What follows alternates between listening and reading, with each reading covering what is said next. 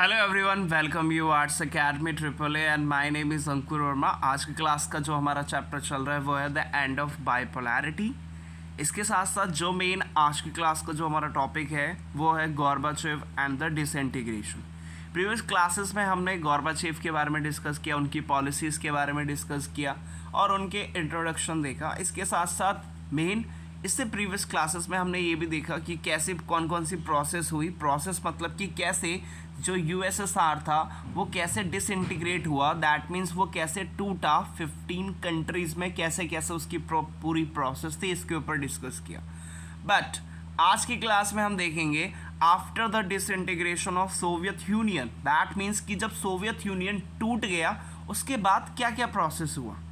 तो सबसे first thing की अगर हम बात करें तो इसमें क्या था, formation of Commonwealth of independent state, मतलब कि CIS की फॉर्मेशन की गई। अब CIS कैसे बना, मतलब कि जो भी 15 कंट्रीज थी फ्री हो गई। किससे फ्री हो गई भाई? सोवियत यूनियन से फ्री हो गई। तो सोवियत यूनियन से फ्री होने के बाद इन्होंने अपना खुद का क्या बनाया, एक तरह का ग्रुप बना दिया जिसको क्या कहा, CIS कहा, मतलब कि कॉमनवेल्थ ऑफ इंडिपेंडेंट स्टेट्स। या फिर सिंपल हम कह सकते हैं कि जब सोवियत यूनियन से जो कंट्रीज आज़ाद हुई तो उन कंट्रीज़ ने आगे जाके जैसे ही वो फ्रीडम हुई, मतलब जैसे ही वो अलग हुई तो अलग होकर उन्होंने अपने आप को क्या बना लिया, एक इंडिपेंडेंट स्टेट्स बना लिया। तो इसलिए इसका इनको पूरा क्या नाम रखा इन्होंने, CIS रखा, मतलब कि कॉमनवेल्थ ऑफ इंडिपेंडेंट स्टेट की फॉर्मेशन की गई। वो भी कब? जब सोवियत यूनियन क्या हो गया था, डिसइंटीग्रेट हो गया था। अब CIS के अंदर कौन कौन सी कंट्रीज थी भाई? CIS के अंदर मोस्टली वो वाली कंट्रीज थी कौन सी, जो सोवियत यूनियन के टूटने के बाद निकल के सामने आई। तो उन्होंने अपने आप को एक क्या कहा, एक तरह की मेन कह सकते हैं ग्रुप में अपने आप को क्या किया, तब्दील कर लिया। तो फॉर्मेशन हुई किसकी हुई, CIS की फॉर्मेशन हुई। और सबसे पहला आपको यही लिखना है, after the disintegration of Soviet union. तो सोवियत यूनियन के टूटने के बाद क्या हुआ, सोवियत यूनियन के टूटने के बाद भाई बना, फॉर्मेशन हुई, किसकी फॉर्मेशन हुई, कॉमनवेल्थ ऑफ इंडिपेंडेंट स्टेट्स। इसके बाद नेक्स्ट पॉइंट क्या कहता है, नेक्स्ट पॉइंट कहता है central Asian countries founding members of the CIS। अब इसमें मेन सबसे बड़ी सरप्राइजिंग बात ये थी कि भाई जो नीचे की जो सेंट्रल एशियन कंट्रीज थी वो बिल्कुल भी फेवर में नहीं थी। किस चीज़ के फेवर में नहीं थी कि हम किससे अलग हो, USSR से अलग हो। बट उनको फिर भी अलग तो करना ही था, तो वो भी अलग हो गई। तो इसके बाद क्या किया गया, जो सेंट्रल एशियन कंट्रीज थी इनको क्या किया गया, इनको फाउंडिंग मेंबर्स बना दिया। वो भी किसका मेंबर्स बना दिया, CIS का बना दिया। तो CIS के फाउंडिंग मेंबर्स बने, कौन मेंबर्स बने, सेंट्रल एशियन कंट्रीज बनी। सेंट्रल एशियन कंट्रीज मतलब मैंने आपको बताया था कि जैसे ये आपका रशिया के जो नीचे की ये वाली थी, ये कंट्रीज कौन सी थी, सेंट्रल एशियन कंट्रीज थी। और यहाँ वाली कौन सी कंट्रीज थी, ईस्ट यूरोपियन कंट्रीज थी। तो जो सेंट्रल एशियन कंट्रीज थी इनको फाउंडिंग मेंबर बनाया। फाउंडिंग मतलब होता है, मतलब जब किसी चीज़ की स्थापना करने वाले, तो एक तरह के फाउंडिंग मेंबर्स ही थे, क्योंकि जब CIS की फॉर्मेशन हो रही थी तो स्टार्टिंग से ही थे ये। तो इसलिए इनको क्या किया गया, CIS का फाउंडिंग मेंबर्स बनाया, वो भी किसको, सेंट्रल एशियन कंट्रीज को। नेक्स्ट पॉइंट देखते हैं। नेक्स्ट पॉइंट क्या कहता है, नेक्स्ट पॉइंट कहता है Russia was now accepted as the successor state of the Soviet Union. अब क्या हुआ, सोवियत यूनियन कितनी कंट्रीज में टूटा, 15। तो अब इसका कोई ना कोई सक्सेसर तो बनना चाहिए। सक्सेसर मतलब उत्तराधिकारी, मतलब कि USSR के पास जितनी भी पावर्स थी, जितनी भी उसकी रेपो थी, या जितनी भी उसकी न्यूक्लियर उसके पास वेपन्स थे, आर्मीज थी, वो कई सारी चीज़ें थी। अब उसका सक्सेसर किसको बनाएगा, सक्सेसर मतलब होता है उत्तराधिकारी। मतलब कि फॉर द एग्जांपल जैसे कि जैसे फादर है, फादर की प्रॉपर्टी जितनी भी होती है उसकी किसकी होती है, उसकी मोस्टली सन की होती है, उसके चिल्ड्रंस की होती है। तो सेम एज इट इज अब USSR का कौन सक्सेसर बना, तो USSR का सक्सेसर बना भाई रशिया। कौन बना, रशिया।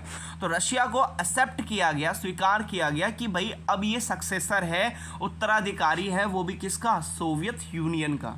तो जब सोवियत यूनियन का उत्तराधिकारी मेन उसका सक्सेसर बना रशिया, तो उसके बाद क्या हुआ, उसके बाद ये हुआ कि जो सोवियत यूनियन की सीट थी वो भी किस में, यूएन की सिक्योरिटी काउंसिल में। मैंने आपको बताया था यूएन के बारे में। यूएन क्या है, UNO, UNO United Nation Organisation. इसके कई सारे पार्ट्स हैं, तो इसी में एक पार्ट है इसका यूएनएसयू, मतलब कि यूनाइटेड नेशन सिक्योरिटी काउंसिल है, सी है। यूएनएससी मतलब कि यूनाइटेड नेशन सिक्योरिटी काउंसिल। तो जो यूनाइटेड नेशन सिक्योरिटी काउंसिल है ये एक पार्ट है, वो भी किसका, यूएन का कह लो या फिर यूएनओ का कह लो।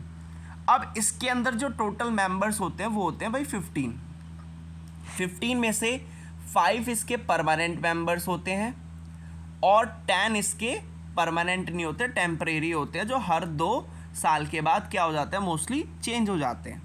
तो इसके जो 5 मेंबर्स हैं, तो 5 मेंबर्स में से 5 जो परमानेंट मेंबर्स हैं वो कौन कौन से, एक तो ब्रिटेन है, फ्रांस है, इसके साथ साथ यूएसए है, फिर उसके बाद सोवियत यूनियन था और इसके साथ साथ फिर चाइना था।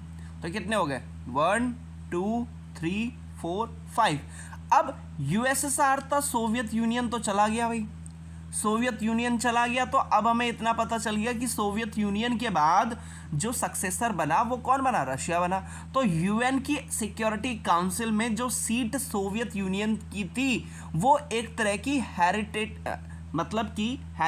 मतलब होता है विरासत के रूप में, वो भी किसको मिली, रशिया को मिली। तो रशिया ने क्या किया, एक्वायर की, उसको सीट मिली एक तरह के विरासत के रूप में, वो भी किसकी, सोवियत यूनियन की।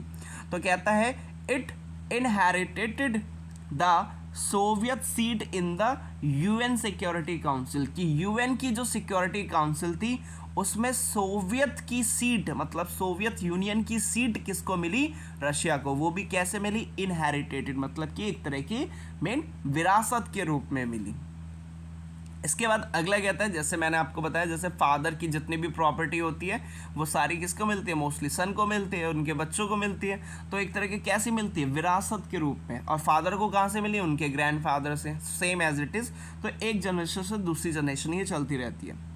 तो लेकिन बट इसको कहाँ से मिली, मेन रशिया को कैसे मिला, रशिया को मिला भाई जो यूएन की सिक्योरिटी काउंसिल है, मेन जो यूएन की सिक्योरिटी काउंसिल में जो सोवियत यूनियन की सीट थी उस सीट पर अब कंट्रोल किसका हो गया, रशिया का हुआ।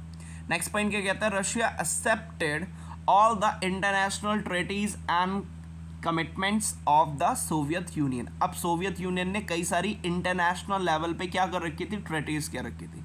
ट्रीटीज मतलब होते हैं एक तरह से एग्रीमेंट्स हो सकते हैं, समझौते कर रखे थे, और इसके साथ साथ कमिटमेंट कर सकती थी कि हाँ मैं आपके साथ, जैसे कि मैं आपका फ्रेंड हूँ, जैसे कि यूएसएसआर और इसके साथ साथ इंडिया के रिलेशंस स्टार्टिंग से ही बहुत ज़्यादा अच्छे हैं भी। तो अब क्या हुआ, जब यूएसएसआर नहीं रहा तो बचा कौन, रशिया बचा। अब तो रशिया की जिम्मेदारी होती है, नहीं होती है कि भाई इंडिया के साथ अच्छे रिलेशन बना के रखें। क्यों, क्योंकि भाई रशिया उसका क्या है, सक्सेसर है। तो same as it is Russia ने एक्सेप्ट किया कि मैं जितनी भी यूएसएसआर ने, जितनी भी सोवियत यूनियन ने इंटरनेशनल ट्रीटीज़ कर रखी है, ट्रीटीज़ मतलब एग्रीमेंट्स कर रखे हैं, मैं उनको एक्सेप्ट करूँगा, और उसके साथ जो उसने कमिटमेंट कर सकती है या कर रखी है उनको भी मैं एक्सेप्ट करूँगा। ये किसने कहा, रशिया ने कहा। तो सेम एज इट इज़ आज जो रशिया, उसको अच्छी तरीके से कह सकते हैं इंडिया और रशिया के रिलेशंस अच्छे। इसका मतलब यही है कि रशिया अच्छे तरीके से अपने कमिटमेंट्स और एग्रीमेंट्स को या ट्रीटीज़ को क्या कर रहा है, पूरा कर रहा है। अगला कहता है only nuclear state. Only nuclear state that means जब यूएसएसआर टूटा तो यूएसएसआर की जितनी भी न्यूक्लियर पावर थी वो सिर्फ और सिर्फ किसको मिल गई, रशिया को मिली। तो इसलिए हम इसको कह सकते हैं ओनली द न्यूक्लियर स्टेट। तो एक बार इसको रिकॉल कर लेते हैं। First of all first point क्या कहता है, फर्स्ट पॉइंट कहता है कि जैसे ही सोवियत यूनियन का डिसइंटीग्रेशन हुआ, किसकी फॉर्मेशन हुई, CIS की, मतलब कि कॉमनवेल्थ ऑफ इंडिपेंडेंट स्टेट्स की फॉर्मेशन की गई, बनाई गई। और CIS के जो फाउंडिंग मेंबर्स रखे गए वो किसको रखे गए, सेंट्रल एशियन कंट्रीज़ को बनाया गया। इसके बाद रशिया को एक्सेप्ट कर लिया गया कि भाई रशिया क्या एक सक्सेसर है, वो भी किसका, सोवियत यूनियन का। और यूएन की सिक्योरिटी काउंसिल में सोवियत यूनियन की सीट मिली, वो भी किसको मिली, रशिया को। वो भी कैसे मिली, इनहेरिटेटेड मतलब कि विरासत के रूप में मिली। इसके बाद क्या आता है, रशिया ने एक्सेप्ट की, रशिया ने सब जितने भी इंटरनेशनल ट्रेटीज थी, कमिटमेंट्स थे सोवियत यूनियन के, उसको रशिया ने क्या किया, एक्सेप्ट किया। और लास्ट पॉइंट क्या आता है, ओनली द न्यूक्लियर स्टेट, कि ये क्या था, आफ्टर कि यूएसएसआर के टूटने के बाद सिर्फ यही एक क्या बना, न्यूक्लियर स्टेट बना। होपफुली आपको समझ में आया होगा। Thank you.